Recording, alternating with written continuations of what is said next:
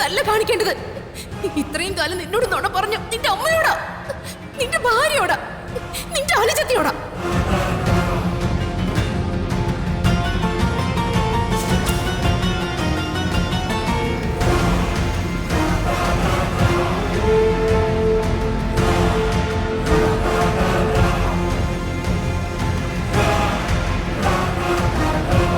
സാറയും മനുവും എന്തിനാണ് വന്നതെന്ന് മോൾക്കറിയോ?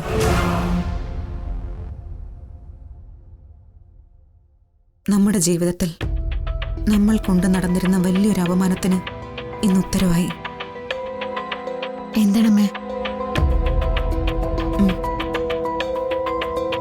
ജ്യോതിക്ക് സംഭവിച്ച ആ വലിയ ചതിയെക്കുറിച്ച് നമ്മൾ ചിന്തിച്ചിരുന്നത് തെറ്റാണ്. ആദിയുടെ അച്ഛൻ മനുവാണ്.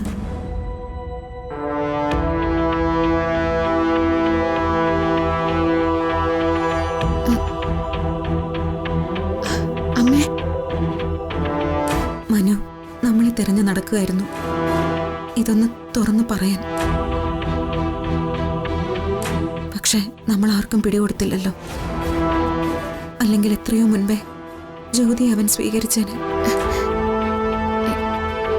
ഇപ്പോ എന്താ അവൻ പറയുന്നത്?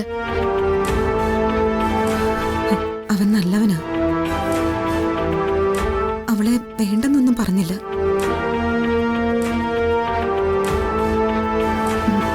മോളെ, തൽക്കാലം ഇത് മറ്റാരും അറിയരുത്.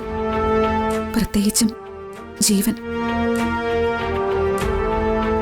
ജീവൻ അറിഞ്ഞ അവൻ പഴയതുപോലെയാവും.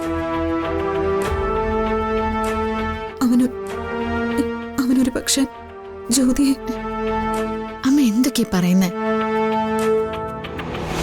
ജീവൻ അങ്ങനെയൊന്നും ചെയ്യില്ല. ഇവിടെ ഈ ഹോസ്പിറ്റലില് അബോധാവസ്ഥയിൽ കിടക്കുമ്പോ ജീവനിലെ യാഥാർത്ഥ്യം ഞാൻ കണ്ടതാ. ഇനി അമ്മ എത്ര പറഞ്ഞാലും ഞാൻ വിശ്വസിക്കില്ല. ജീവൻ മാറിയമ്മേ, വല്ലാതെ മാറി.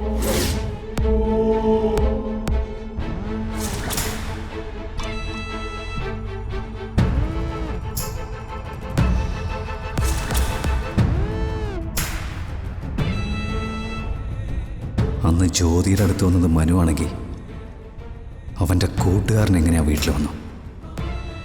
അപ്പം ജ്യോതിയെയും മനുവിനെയും മറയാക്കി നിത്യ അവനെ വിളിച്ചു വരുത്തിയതാ.